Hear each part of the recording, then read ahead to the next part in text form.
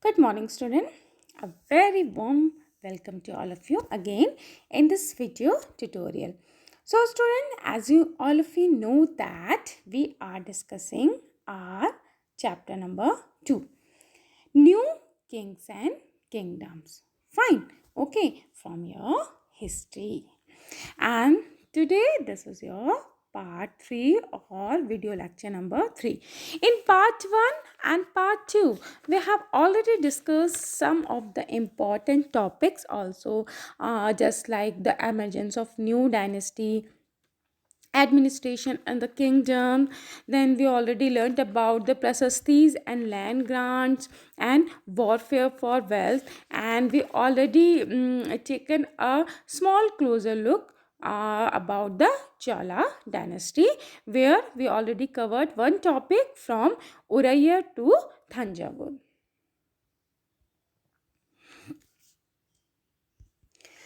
So, student, under the topic, which topic about the Chola dynasty or a closer look the Cholas, today we will discuss about first which topic, splendid temples and bronze sculpture. Fine. So, beta, the big temples of Thanjavur and Gangai Konda Cholapuram, where, yes, some of the splendid temples built there, in which place Thanjavur and Gangai Konda Cholapuram, and whom, yes, built by Raj Raja and Rajendra. Fine. And what about the Raj Raja and Rajendra? As you all of you know that Rajendra won, as you all of you know that Raj Raja I considered the most powerful Chola ruler, and who became king in 985. Fine. And expanded control over most of the areas. So fine, after the Raj Raja, Raja's son Rajendra I, okay, continue his policies. So both of Raj Raja and Rajendra I built so many temples at Thanjavur and Gangai Konda Cholapuram, and these temples are very famous for architectural and sculpture marvels. Fine. Why these temples are very famous? Yes, these temples are very famous for architectural and sculpture marvels. Just look at this temple here, as you can see. Okay, fine, the temple at Gangai Konda Cholapuram, and okay, fine, and just give the answer. As you can see, first of all you have to tell me which temple is it. I have already told you, Gangai Konda temple.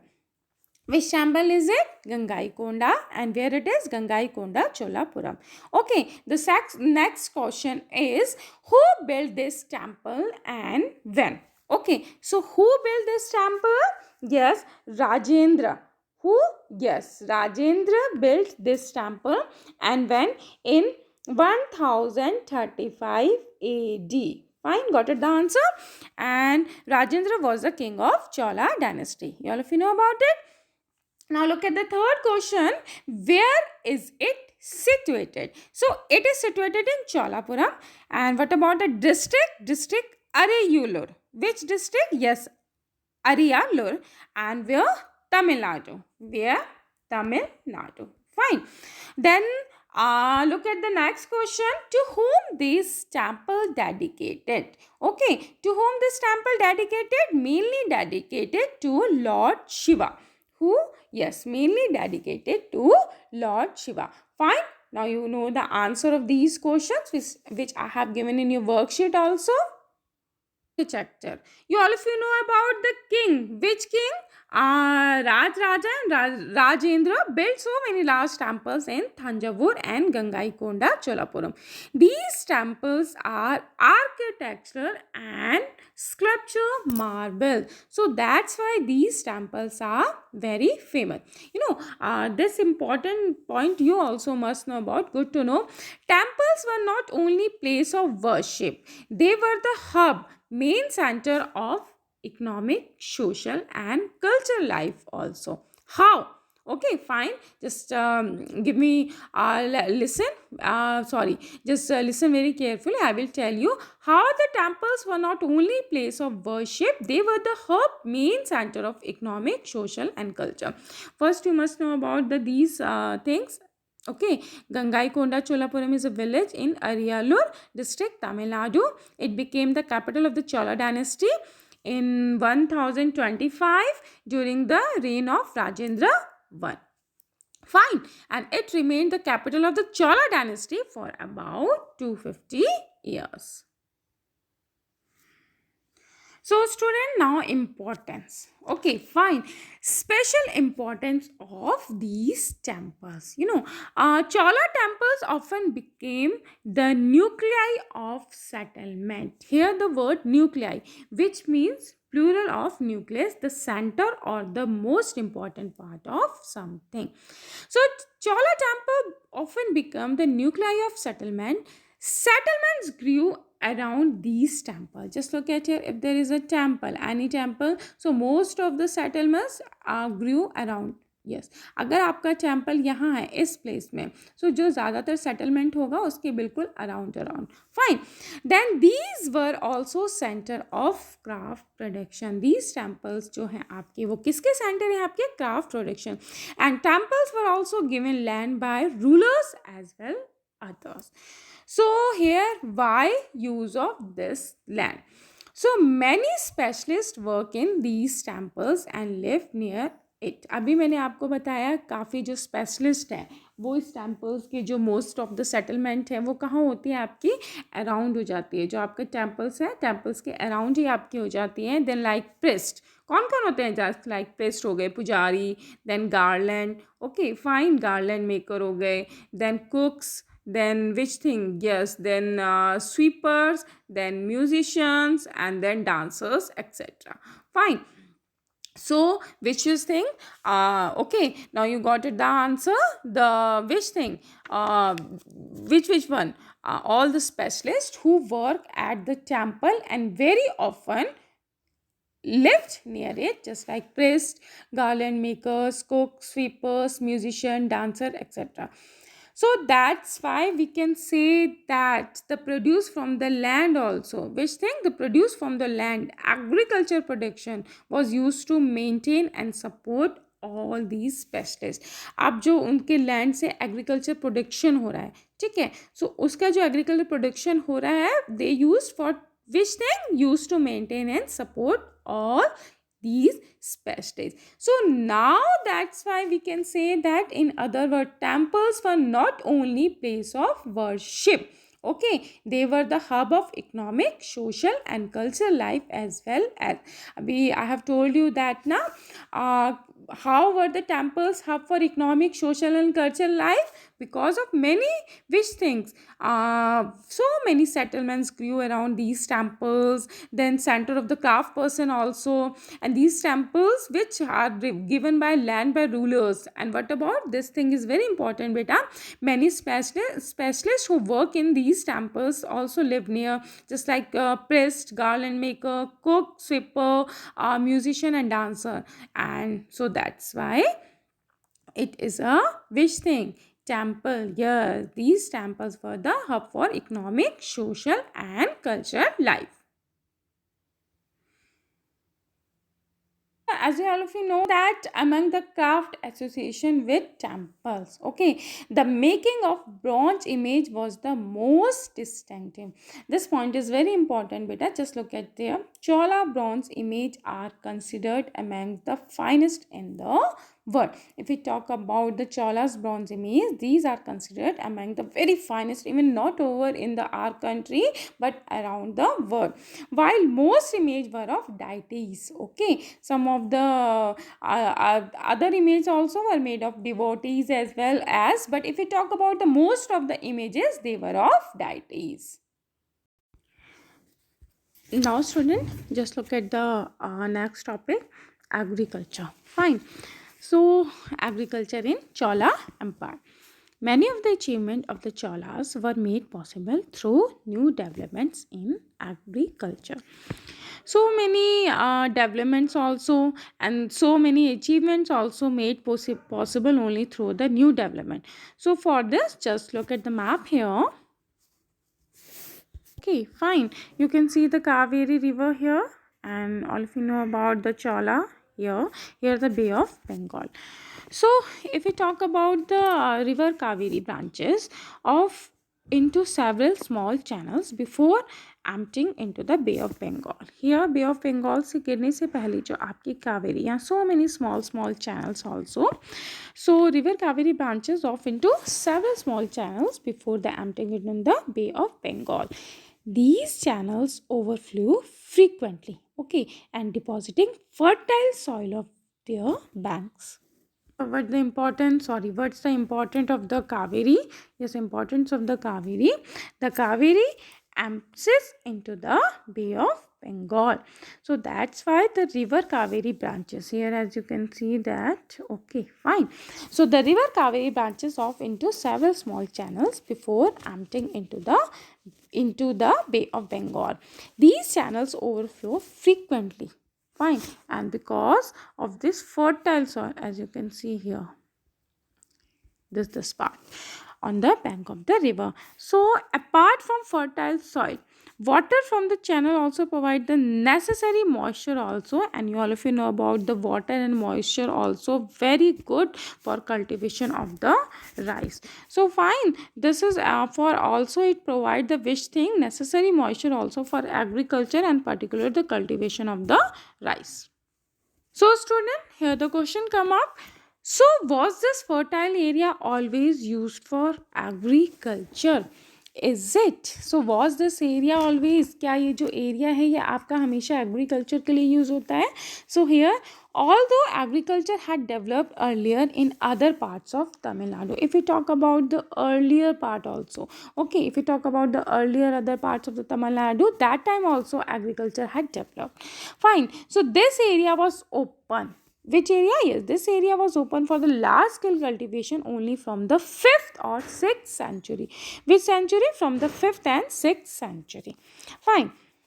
So how is this area prepared for cultivation? So here the question come up कि वो area कैसे prepare किया गया है for cultivation के लिए, because as you all of you know that time population was not so much, population बहुत कम थी आपकी, so many areas covered with forest also, so that's why in some reasons forest had to be cleared, forest को क्या किया गया, forest को clear किया गया, okay, forest had to be cleared in some region, then land had to be leveled in other areas. So if we talk about the level land, okay, land also just like this, so you have to level the land also for the cultivation. So which thing in the delta region also land to be leveled, okay, fine. Then the next one in the delta region, embankment, here the word come, embankment had to be built to prevent flooding.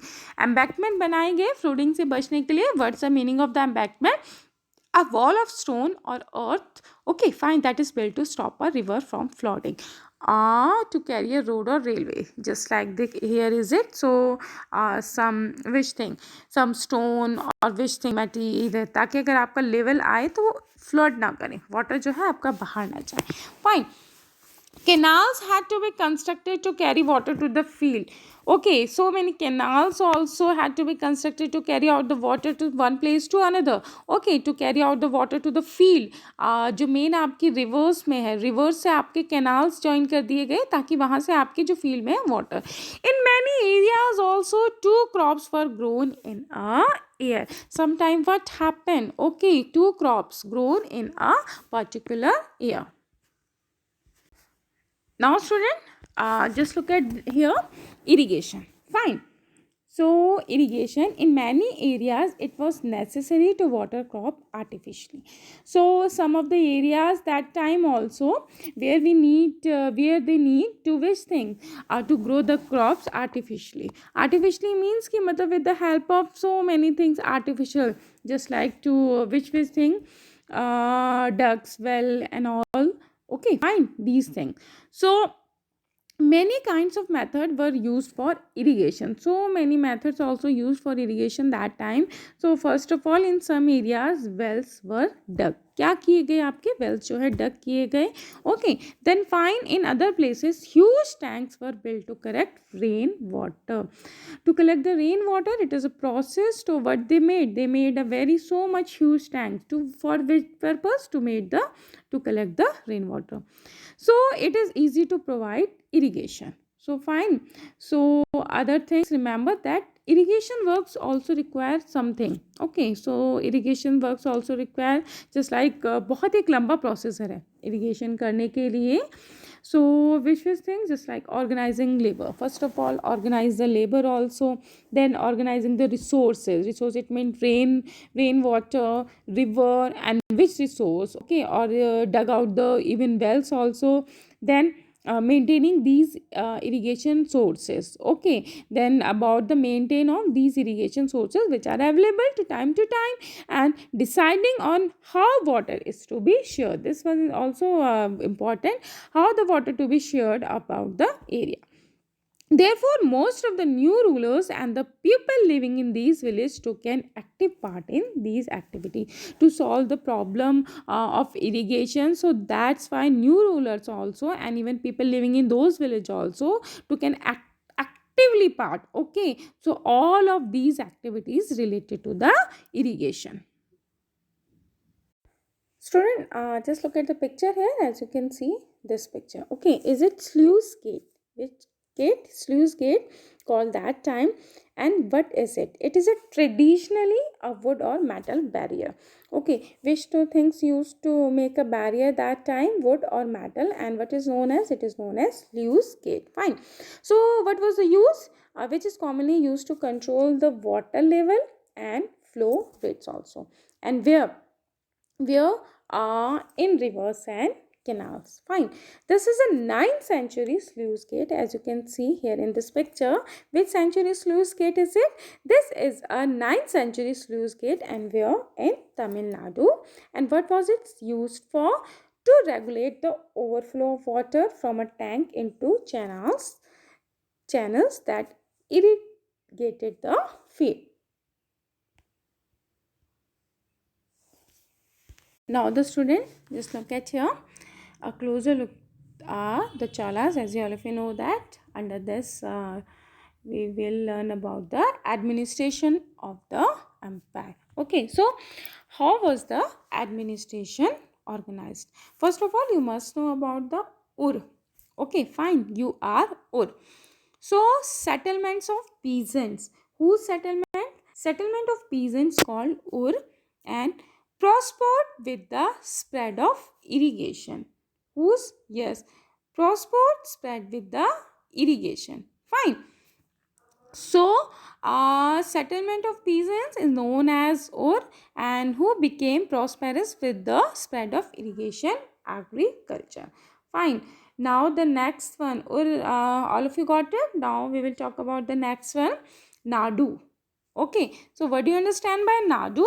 Group of such villages. Okay, group of such village or group of Ur, you can say that. Okay, group of Ur formed larger units. Okay, called Nadu.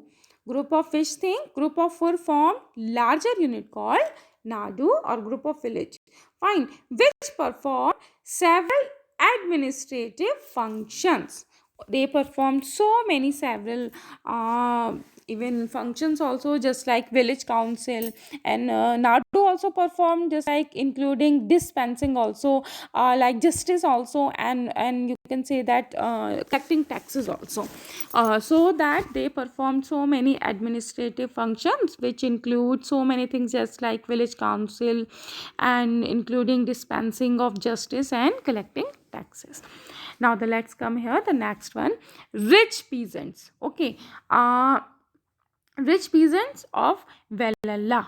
Okay, so rich peasants of the Velalla caste exercised considerable control over the affair of the Nadu. जो वेलेला थे उनका जो control over the nadu affairs पे रहता था. Then fine, so that's why the Chola kings gave some rich land owners. जो चोला थे उन्होंने gave some rich land owners title like Muvendawalan. Okay, titles which thing? Muvendawalan Arayar. Okay, which was titles are here as you can see that as markers of respect उनको करने के लिए fine as markers of respect and entrusted with them important office of the state at the center. So that's why which was title Movendawalan Arayar were granted to the rich peasant by whom? By the Chola king. Fine, along with important offices also of the state at the center.